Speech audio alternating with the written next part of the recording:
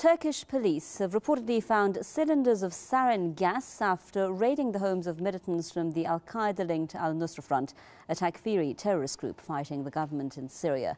Several Turkish newspapers report that the raids were carried out in Turkey's southern provinces. The confiscated sarin gas was allegedly going to be used in an attack in the southern Turkish city of Adana.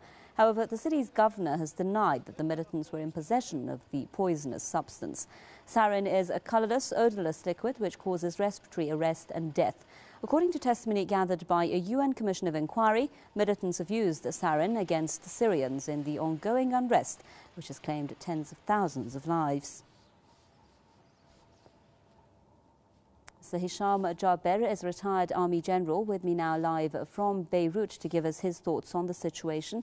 Mr. Jaber, welcome to the Top 5. Now, one question that was raised earlier on in our news bulletin about the use of sarin gas and chemical substances is where are these substances coming from? Where do the militants get these chemical weapons or chemical substances, and what the United Nations has to do about this, because we do see an inquiry saying that militants have used them, but what kinds of steps needs to be taken from this stage on to prevent their use?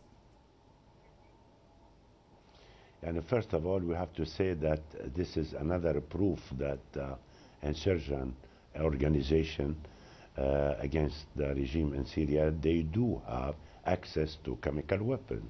It's not the first time. And last March this year, a rocket was launched on the north of Idlib, had chemical weapons, and especially they said this is chlorine gas. And they said at that time that this is homemade, and we didn't see any real and serious investigation at that time, and also no result. And now it's very dangerous, it's very important, since they did discover 2 kilograms of sarin. Sarin gas is very dangerous.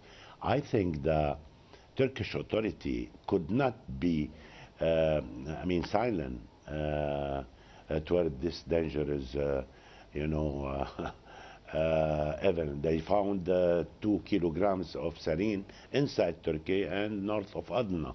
So for this reason, they did arrest those people. They will investigate where this gas from. When we are talking about 2 kilograms of sarin, we have to remember that 1 single gram can kill a person, and 2 kilograms can contaminate and kill a lot of people if they are used in, in a closed area and against civilians or even the army. Now we have to wait and to see the investigation. But in my opinion, the Nusra and Al-Qaeda, they have been provided by some side of this chemical weapons. Chemical weapons, after the collapse of Soviet Union in 1990, they have been sold in the market. I don't know who did have this kind of chemical weapons, who sent it to Al-Nusra through Turkey.